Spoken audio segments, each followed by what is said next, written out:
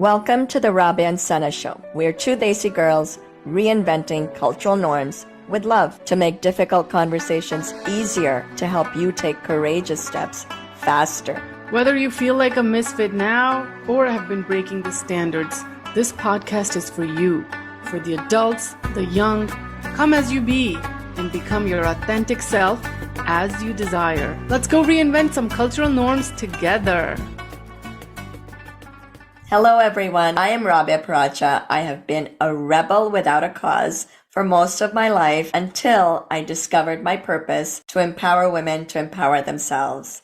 And that led me down a rabbit hole to become a life coach from CTI Coactive Coaching. And today I'm a mind and life power coach who helps people break free of their limiting cultural beliefs to find the life they love and the love of their life. Hello everyone, I am Sana. I am from New Jersey, a Pakistani American. Professionally, I work in the clinical research field. And personally, I have always had this purpose of empowering women of South Asian culture to be able to live the life that they want to live and be true to themselves instead of what the culture expects them to be. And so here I am pursuing that purpose, and I am also studying to become a life coach.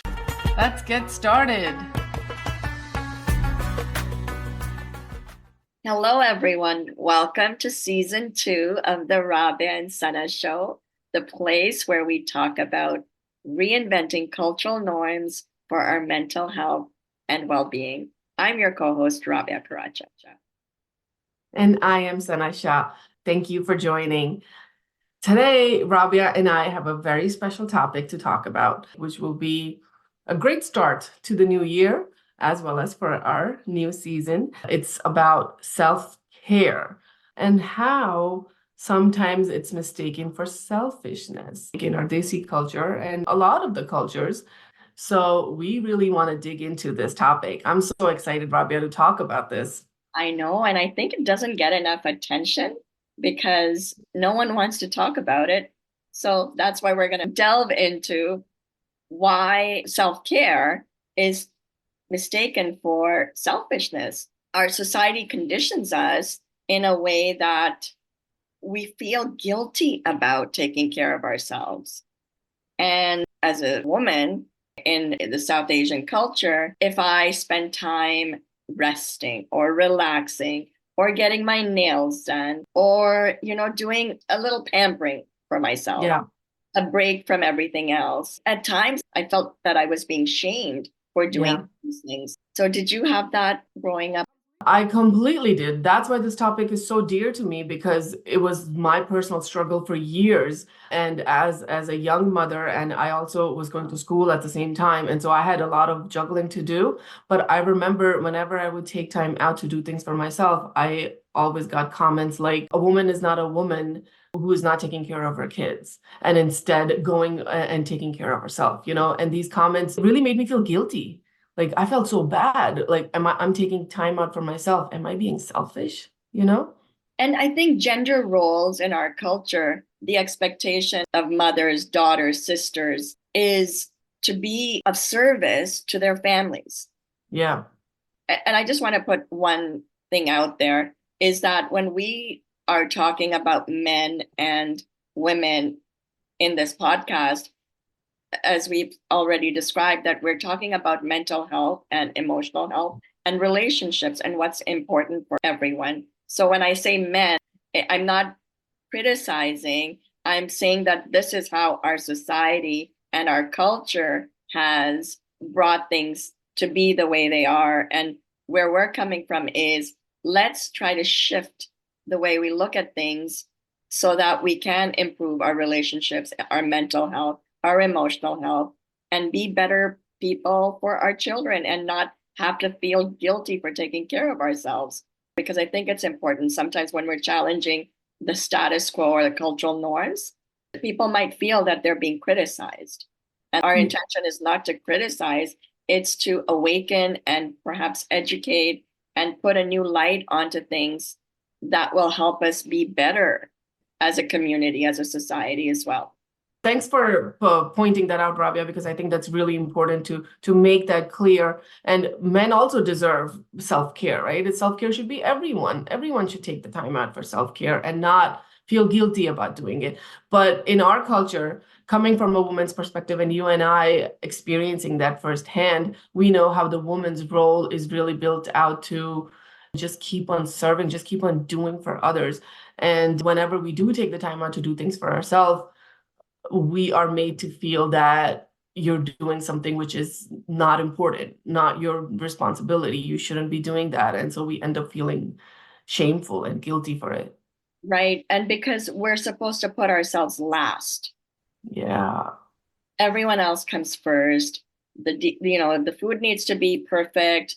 The house needs to be perfect. The kids need to be fed.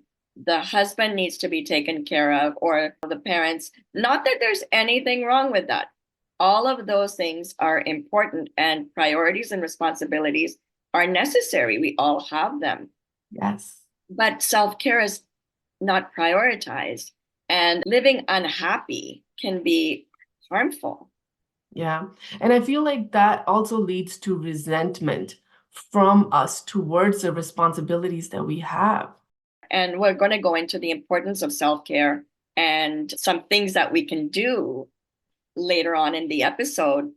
But I think for me, it was, what about me? And what I noticed was that when I didn't spend time on my self-care, and even if it meant having fun, I felt like I started rebelling. That resentment came in, and my rebellion behavior started showing up, which was actually worse for everyone. Yes, exactly. So that's why it's really necessary for us to know why it's happening. Is because we have a patriarchal culture where whatever our parents, especially fathers, say is the final word.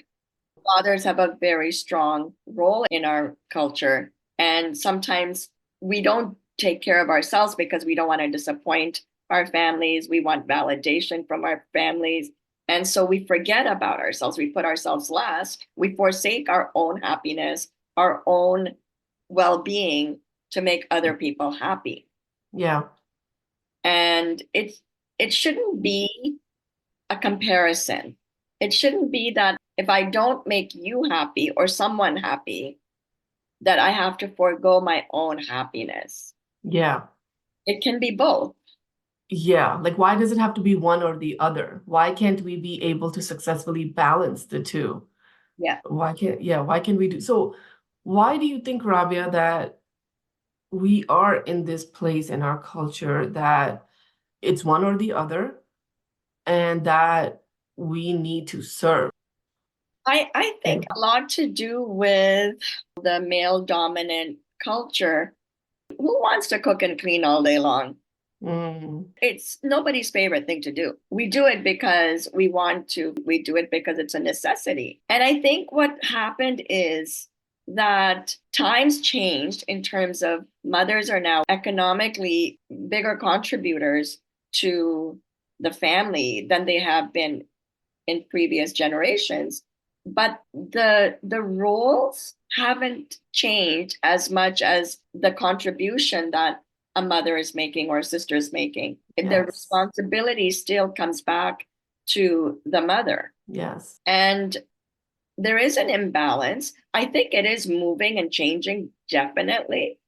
I see it in many ways, but I think that these conversations need to be had. Yeah. To change that conversation as well. But also, it's not about doing the work, it's about how the expectation, the onus is on one, the burden of taking care and being there for your children or the family is more on the mother versus the father's role is still being the provider. Now that it's shared providers, why aren't our roles changing as much, which is your question? And I think is because we're not standing up for ourselves in the right way, in a healthy way. Yeah. We're holding on to that resentment. Yeah. And I feel we feel guilty. We feel guilty for not fully taking care of that responsibility, even though we ended up taking care of, sharing the responsibilities with the male partner, but we feel guilty for why, yeah, we feel guilty for helping them out too, and then we end up not fully taking care. We feel like we're not fully taking care of that responsibility, which was solely ours. Like that, feeling of thinking that taking care of the house and the kids is solely a woman's job. That conditioning, that belief also has to expand, just like the belief that the male contribution is now being shared by women. That belief has expanded. But the belief of the home care, domestic care, that hasn't opened up to be shared. Right. It's opening up. I do believe it's opening up, but you're right. It's not opening up as fast or to that same degree. It's not a level playing field yet. Yeah. Where in terms of economic contribution, it's more of a level playing field where the expenses and the financial responsibilities are divided almost 50-50 or based on income proportionate to the income that both husband and wife are or partners or family members are earning. Yeah. I used to go to a lady to get my threading done for my eyebrows. She would always share stories. One of her friends was getting a divorce because her husband would come home after work. They would both come home from work, and he would sit on the sofa with his legs up, hands behind his head, and would say, get me some tea or get me some food. And she's actually the one who said that men in our culture, or the Eastern culture perhaps is a better way to describe it, their love language is acts of service. It's because when they were kids, like that's in our culture, sons and daughters are treated different. The daughter will go to the kitchen to get the brother a glass of water. Rarely have I seen that a brother goes to the kitchen to get his sister a glass of water. It's because we are taught and we repeat what we see. Yes. And if it serves you, why would you want to change? Yeah, exactly. I was going to say that belief and that conditioning of women taking on that role and working in that way has been taught to us from as a kid, and we see it in movies, and we see our parents work in that way. And so that's a conditioning that has been coming since we are a young child. And I think as we get older, the conditioning that we pick up as an adult is this, that you are really a productive person. You really are a successful person if you are constantly busy. This is maybe in the Western culture as well. This has created a belief that you are so successful, you are so like fitting into the society because you're so busy, you have so many appointments, you have so many events to go to, you have so many invitations, so you don't have time for self-care. It's like not the priority because the appointments are the priority, the events are the priority. Right. For people in business, it's all about making money, that you have to constantly think about how to make money. And when we're employees in businesses, it's about finishing one task and going to the next task, and then going to the next task, and then going to the next. Your calendar's full, meetings back to back. There is no downtime. And I think some of the problems, maybe we can bring in some of the consequences, happen as a result of having to be busy, whether you're at home or whether you're in the workplace as an employee, male or female. The consequences are, if we don't take time, to cut ourselves off from that, our mind is constantly active. The stress is mounting, the home stress, the work stress, and then the physical aspect. You've got to have the energy and resources, internal resources, to take care of all these things. Yeah. You have to have energy with young families going to work, picking, dropping. I don't know if you've noticed this, that so many kids go from karate to soccer to this Oh to my that gosh. every day after school. So we're Yes. actually teaching our children that it's good to be busy. Mm. Children, I think, are not being taught that it's okay to do nothing. Yes. Because you know what happens when they're doing nothing? They say, I'm bored. And being bored shouldn't be a thing. There's so many things that you can do with yourself, like just taking care of yourself, just being even in silence with yourself, even just doing nothing. It's not called being bored. Right. And there's nothing wrong with being bored too, honestly. Why is being bored such a thing? Oh, Yeah, go yeah, ahead. no, so you're right. You're right. And I want you to finish the train of thought. I was just gonna say, I remember talking to my daughter when she was younger, and I said to her, stop going on devices so much and do something else. And she's like, when I'm not on my device, I'm bored. And she started to cry. And I thought, wow, this is a trigger for her, like being bored actually makes her really sad, or it makes her, I think maybe making her lonely in a way, or I don't know, but why did it bring up feelings of sadness to being bored? See, I think staying busy is definitely a way to avoid important things, Mm, inner world important things. And I'll go back to COVID. When there was a lockdown during COVID, yes. there was a shutdown of everything, right? So Hmm. it forced us to go inwards. It forced us Yes. to be with our own thoughts, with our own emotions. And that is daunting. Mm, So I think that fast, fast, fast is actually a band-aid as well. A band-aid mm, for not addressing important issues.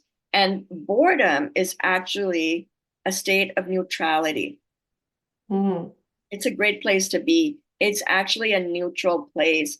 But because we've been conditioned to be busy, busy, busy, watch TV, be on your phone, check your emails, do the laundry, make the dinner, and even taking a tea break, we sit at a computer and work and do and have a cup of tea. We're never really just shutting ourselves off. And mm. that is really important to learn how to do. We have to train ourselves to be bored. But actually, what we're doing is training ourselves to be with ourselves. I love that. And I love what you said about it forces us to go inward, and going inward is daunting to us. Like, we don't want to face that reality. We don't want to face our own pains. We don't want to face our own demons. We don't want to go inside and work on our issues. And also, we are not comfortable. Why do you think that is? I think it's because we have traumas. We have our past triggers. We have our past PTSD sort of things that we haven't worked out, and we would rather just avoid them and just stay busy. But why do you think that is? Why do you think that we get bored? We're afraid of the silence. What do you think? Oh my God, this is going so much deeper than I had thought, Rabia. This is such like a profound thing I think we're touching into. Why are we scared of that silence? That's your question. I think because it's so painful. We want to avoid that pain. Hmm. Yeah, you're right. I think it's painful, yes, but I think that we haven't been taught. We haven't been conditioned to be self-reflective. We haven't been conditioned to spend time with ourselves. We haven't been conditioned to take care of our mental health, to take care of our emotional health, to know that it's natural. We're always being told, oh, you're angry, it's a bad thing. Oh, you're Mm, sad, don't cry. yes. We're being told to suppress our human emotions. And that conditioning needs to happen. We need to become more comfortable with our emotions. Being busy, the life cycle that you and I have seen is that burnout happens, right? As a result of go, go, go. Burnout Mm, happen. What else happens? A mental relapse, like you have an emotional breakdown, mm-hmm, nervous breakdown, and mm-hmm, or you become deeply sad and and develop depression. Or you Mm. feel anxious, you're overwhelmed, and you feel anxious. The reason mental health is a huge problem in the Western world or the Eastern world is because we were not taught the importance of self-care. Yeah. And the reason we need to take care of ourselves, and be it, things like taking 30 minutes or 40 minutes, you have to sit down to get your nails done. That's 40 minutes of sitting down and doing nothing. You can't even be on your phone when you're getting your nails done. I'm just saying. Otherwise, we would be on our phones as well. And Yeah. so, getting your nails done or doing some meditation Yeah. or going for a gym class. Yeah. Those are all self-care things that also help our emotional and mental health. And actually, the dopamine and the adrenaline that's released, it helps us to mitigate our stress. I was just gonna say, I think also the self-care industry has kind of exploited this as well and made it seem like doing things where we are spending money or we are not really doing self-care, like those pseudo self-care type of activities. Self-care is about really going inside, spending time with yourself, being comfortable in your own company. That's what it is to me. And it could be doing different activities. It could be going out to a movie by yourself. It could be getting your nails done and, anything like that. But I think even sometimes we do these activities, but we don't really feel comfortable or we're not really taking care of ourselves while we're doing it. What do you think of that, the pseudo self-care? Well, I think they're all important in their own place. It's not a comparison to me. Everything serves a purpose. So I think it's how we look at it as well. And there are layers of self-care. Like we can go from these superficial things to deeper things. Yeah, And it's not to say that you need it, yeah, but it makes a difference on how you feel about yourself. Taking care of yourself, how you look, how you spend your time on your skin or on your hair. It's self-care, in my opinion. It's self-care. hmm, How you feel about yourself is important. So you have to find out what those things are. So that's one thing. Number two is we do need to go deeper. We do need to go deeper. And the reason we need to go deeper is if we don't take care of our traumas, if hmm, we don't take care of our fears, if we don't take care of our emotional and mental health, what we're passing down to the next generation is all that, what we already have, and their own. And the next generation, our kids, will have their own set of stresses. hmm. It's really important for us to take care of ourselves because if we don't, it's that intergenerational trauma that we're passing along. Yes. We're teaching our children that it's okay not to take care of yourself. Yeah. Yeah. And the kids really end up doing what we see our parents do. And the same way we had talked about how the society and conditioning with the gender roles and what we saw our moms do, taking care of the entire domestic stuff and also helping out and sharing the patriarchal responsibilities as well. And so we end up taking those responsibilities. And the same way, if we are not taking care of our self-care, our kids are going to carry that on in their lives and constantly be busy. And being alone is going to look bored to them and doing self-care activities are not going to be a priority. So the importance of self-care is should be high up in our priority list, and it should not make us feel like we are selfish or that we are less productive or that we are not doing important things in our life. We are not contributing to the family as a whole, but we really are contributing more to the family. We really are making our family move in a progressive place by taking the time out just for me. And I remember you saying something to me over very early on when you and I started to become friends and get to know each other was how can you pour from an empty cup? And it's a very cliche statement that we have heard so many times, but really, if you think about it, how can you? And we continue as women, I believe we really continue to pour and pour from that empty cup a lot. But imagine how much can we pour if that cup will be full. When we are completely happy in ourselves, we will show up better in the responsibilities that we have with our kids. Absolutely. And great point, because if we don't spend a minute of our time, like I know life gets busy, right? If Yeah. we don't include ourselves in the equation of our own life, Mm-hmm. and we're always resentful towards other people for taking us away from ourselves, it's not their responsibility to make time for your self-care. It's your responsibility Yes. to make time for your self-care. Mm-hmm.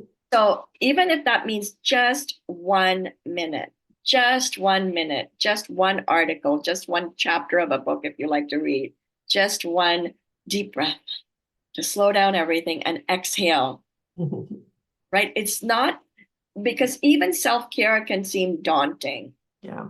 And daunting from, oh, I've got to look at my traumas. Oh, I've got to look at my bills. Oh, when I open up my bank account, I don't like what I see. Yeah. Scary, right? So we avoid it. But what if we took a step back and say, not go into it, not make it worse, but make it better by just labeling it. I feel anxious right now, without listing the 100 things that you feel anxious about. Because when you start listing, you're making your fear grow. Yeah.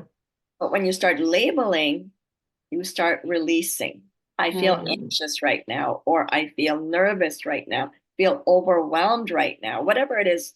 So when we start labeling it, it starts releasing. And then when we do it often, because we feel it often, Mm.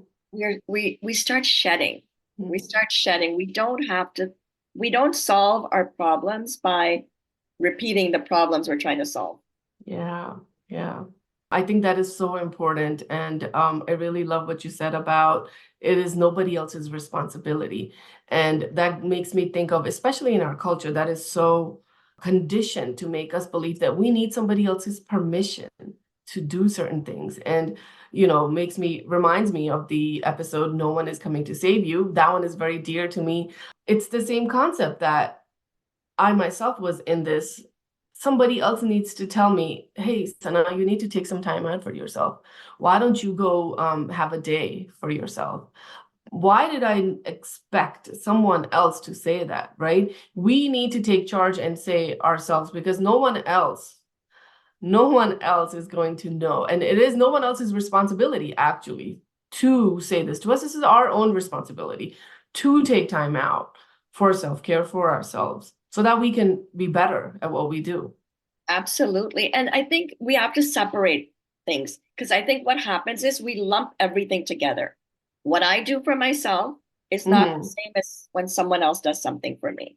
Oh, yeah. They're not the same thing. Another part that we could add to why, the very first point that we made is, in our culture, our identity, personal identity, is linked to a title that we have.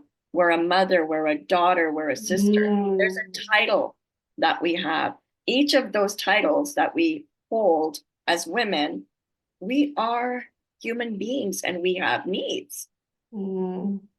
Our identity is not that we are a mom or a sister or a Our daughter. identity is that we're a mom or sister or daughter, Okay. but we don't see ourselves as a human being who needs Mm. that downtime, who needs to come home from work and relax. Yeah.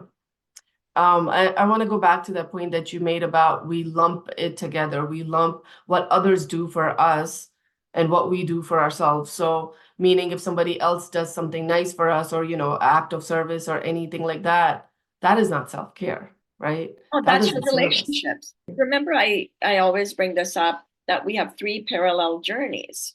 Mm. The one that we have with ourselves. No one's responsible for you except you. If you have goals, if you have needs, if you are feeling overwhelmed, someone else coming to tell you, oh, take a break, is a nice to have. Mm. It does help. It's really nice for someone to notice that. But if you really need it, it's really nice for you to notice it for yourself too. It's more than nice. That's self-care. I understand that so much better now. We're dependent. In our culture, women are made to feel somewhat dependent, maybe more than somewhat dependent. Yeah, yeah. Okay, so Rabia, what are for you, what are some of the ways we can do self-care? How to do the self-care? So self-care, like I said earlier, it can be many things, right? And if we want to go deeper into that self-care that you were talking about, right? Where Right. we're starting at that boredom place. We're beginners. When we're not busy because we're always busy, we have to start connecting with our bodies and our thoughts because it's all connected. A lot of us, what we do is we carry our stress in our bodies. So what I say to people is do a little, just move a little bit and tell me where it hurts. We all have some pains in our bodies. Yeah. Where does it hurt? And wherever it hurts, unless you've been lifting some heavy, weights at the gym yesterday, Cramps. and they're cramps or your muscles are torn and they're still in recovery. Unless that's the case, when you shift, does your back hurt, your lower back hurt, or are your shoulders tight and tense? Yeah. Right? So connect with that and notice where you're carrying your stress. And that is really important to start becoming aware of yourself. Developing your relationship with yourself begins with connecting with yourself. And it's as simple as twisting and turning and seeing where you're aching. Yeah. And also noticing the thoughts that are going in your mind. What am I thinking? What am I feeling? When everything is silent, I'm feeling bored. Why do I feel bored?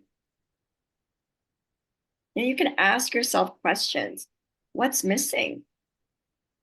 And if if there is a sadness inside you, and you give it an opportunity to speak to you, you can start taking care of the traumas. You can get help for the trauma. You can, even listen to podcasts that give you advice and techniques and tips to help you through that because, it's expensive to get treatment. Absolutely. Not everyone has benefits from work. Not everyone has a unlimited, deep enough pockets to take care of everything. So that's why sometimes we just take care of making money and feeding the kids because that's really important. So spend time with yourself to get to know yourself. I think that's a really great first step for self-care. And then an easy one is just take 3 deep breaths in a day. Like conscious, deliberate, and planned that I'm going to just take a step back, do nothing for 3 minutes or for 1 minute.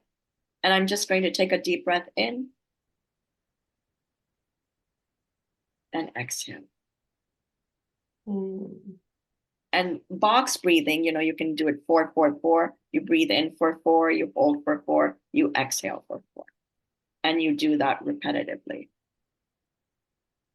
And you can start off with a minute, you can build it up to 2, you can build it up to 10. Or you can do it in any length, depending on how much time you have. But you can break it down into 3 or 4 times a day. How many of us can't make 1 minute to just relax? Yeah.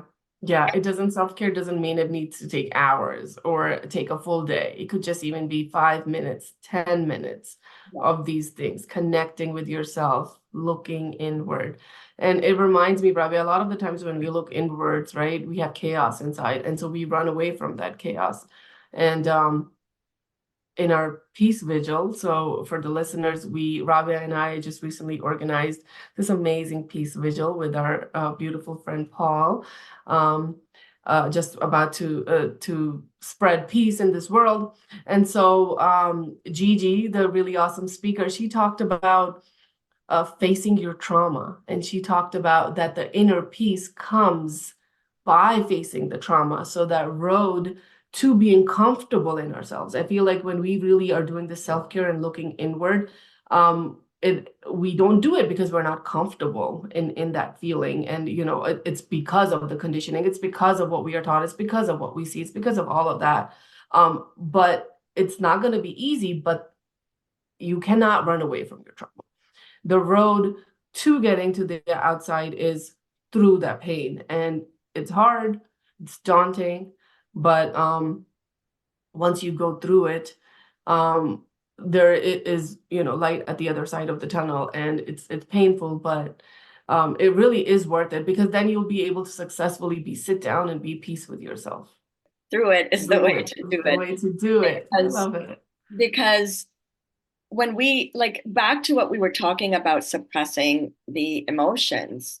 When we suppress emotions and deliberately avoid, like, there's certain things we deliberately don't want to do, right? We know, I don't want to think about my trauma. I don't want to think of what happened in my childhood. What we're doing is we're actually encouraging disease to manifest, because anything like fibromyalgia is suppressed emotions. Pain in our body is suppressed emotions. Not taking time out to go for that walk and release stress and clear up our minds, because it all works together. We are preempting a future illness, chronic or or fatal sometimes. Yeah. And it's so important that we take this time to do it, because like science shows as well, there's a lot of evidence to support that if we take care of our emotional health, we feel better. Yeah. And happiness is on the other side. Through it is the way to do it. Happiness is on the other side of doing. You feel lighter. Yeah. Carry weight, and that weight is that emotional weight. Yeah. So Rabia, you know how we had said in the beginning that a lot of the times, especially in our culture, but I think in all cultures, self-care is mistaken for selfishness. So what do you think? What do you think is selfishness compared to self-care? Great question. Selfishness can cause harm. We don't include others in that equation. So self-care, everyone benefits from. If I take care of myself, everyone benefits. It's a we mentality. If I take care of myself, I show my family how to take care of themselves. Because my kids always say this to me: we didn't learn what you told us, we learned what we saw you do. So if we teach our children the importance of self-care versus saying, oh, I'm going to go out because I don't want to be with you. Self-care isn't against anyone. It's for yourself. And when you do things for yourself, it's not a reaction, or it's not an act of vengeance. Oh, I'm going to take care of myself. I'm going to go out and not do any housework because. Yeah. It's not that's not self-care. That's a relationship issue. Yeah. That's a punishment for someone. Selfishness sometimes can be a punishment. It can be unresolved trauma and relationship issues that create that I mentality. Mm. That I mentality in a relationship is not healthy. We shouldn't have to compare what we want to do for ourselves as selfish. And the reason it's considered selfish is because we haven't been trained or conditioned to believe that self-care is important. So those that don't understand the importance of self-care will say going to that gym class or sitting down for 5-10 minutes to have a Yeah. break. That I just want to make that distinction. Selfish is in perception. Self-care is also a perception. If we start looking at the reason she wants to do this is because she needs a break or he needs a break.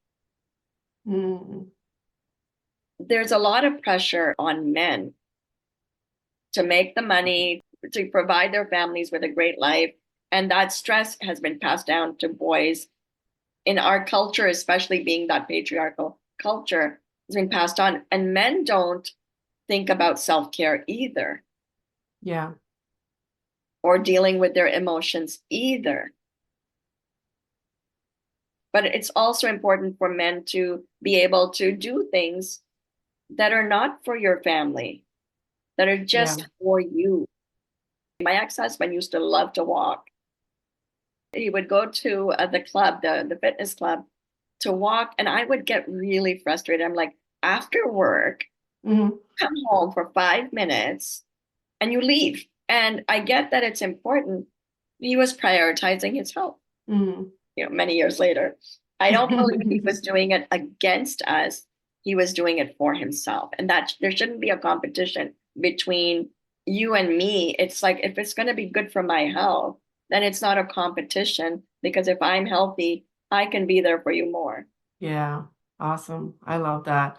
So selfishness is also, the way I'm looking at it is, if you're doing too much self-care, so there needs to be a balance in everything. Everything should always have a balance in all of our relationships. And so say if I'm taking, I don't know, an entire month to do something for myself, and then taking away from the relationships that I have and the responsibilities that I have, I think that could be selfish. And so that's why self-care is for us, for ourselves, which should be incorporated in our daily schedule. It's something that we do on an ongoing basis for ourselves. And also, as I have started to do these practices in my own life, I have found that it has really helped with getting to know yourself, that concept of getting to know yourself and being in a relationship with ourselves. And I think this is one of the ways to do that, be in a relationship with yourself, is by doing self-care. So I love that.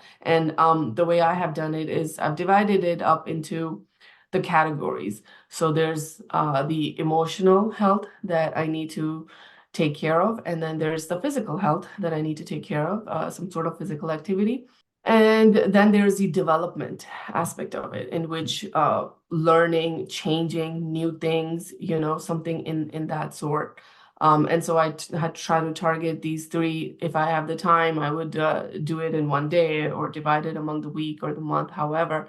But I think that it's important for us to be able to work on each of these factors when we wanna work on ourselves. So self-care is sort of working on yourself too, right?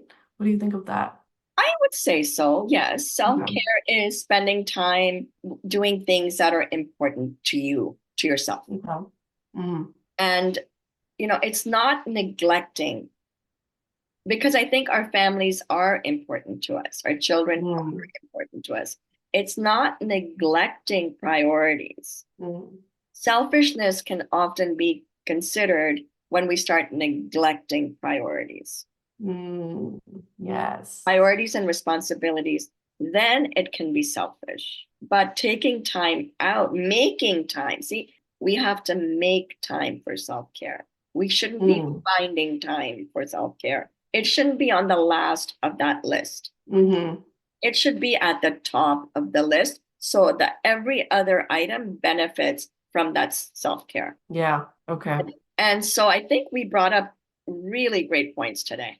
I think that we touched some great points. We talked about why is self-care not important for us, and why do we think that self-care is actually selfishness? It's the conditioning and the beliefs that have been taught to us to think that, and that the culture of being busy, the culture of having lots of things to do is actually attractive in our society. And so that conditioning needs to change also, in that, it doesn't mean that you're successful if you're busy. You need to take the time out for self-care as well and incorporate that in your schedule. And I loved all of the things that we talked about in how to do some of these things, how to really do self-care, and the distinction between self-care and selfishness. What is the difference between the two? And you talked about how you did your nails, Rabia. How else are you doing some of your self-care? I'm curious to know that. In the beginning, I would program into my calendar. I use a mind power program, and that was my way of fixing my mindset to work with me for the things I wanted, not against me and sabotage me. Really tuning up my mind was a self-care tool that I had. I felt like I was sleeping for my entire life, and I just woke up. I didn't realize how much my negative thinking was impacting me because I was unconscious to it. So waking up and being deliberate about what I did was my first step from my self-care. Number two was that I hired a life coach. I needed the support. I didn't know my blind spots. I didn't know how to do things. And I wanted to be accountable and stay on track. By hiring my life coach, I was able to be very deliberate, intentional, and focused on my self-care. And also, you talked about personal development. It happens simultaneously. Like we can't put one part of ourselves into a box and another part into another box, another part into another box. We don't have boxes inside us. It's all connected. So that's something else I did. I took up meditation and breath work. So that was really powerful for me. Eating healthy, making time to have fun. That's important.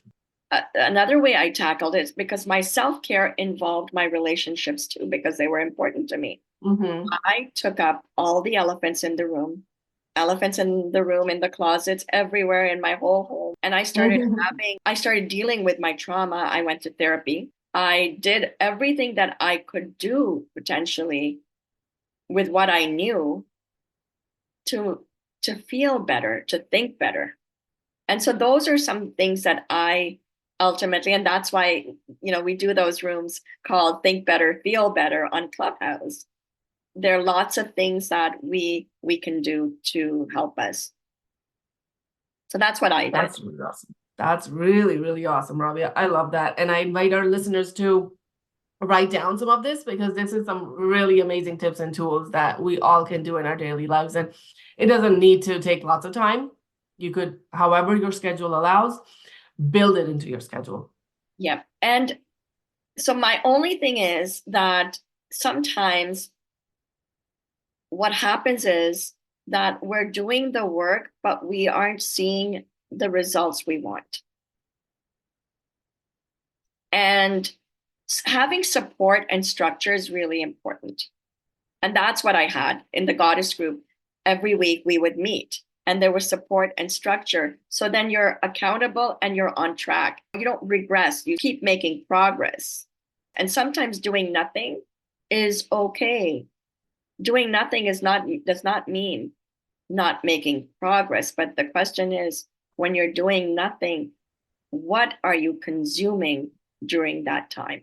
Because whatever you're consuming is making you, how you act, how you show up, how you think, how you get conditioned, what you end up believing.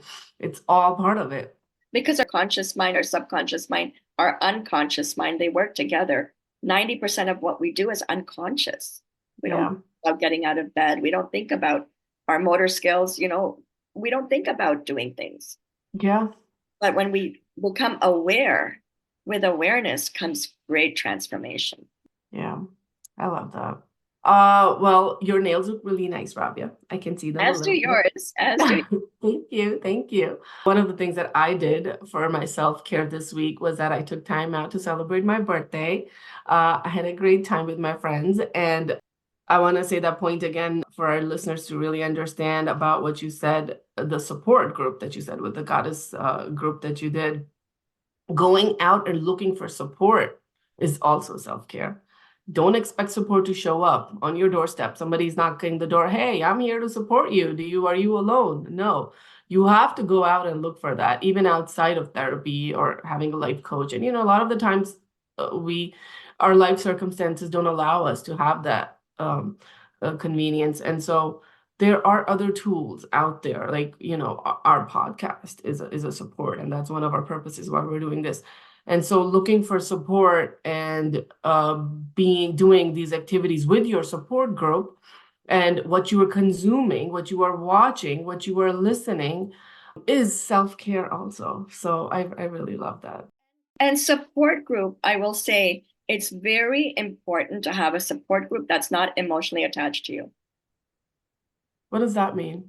Friends and family can support you to a certain degree. They can't fully support you 100%. They're not going to save you. They might want to save you, and they may try to save you. They can also sometimes hold you back from taking some bold steps because they want to protect you. Okay. Friendships are great to have.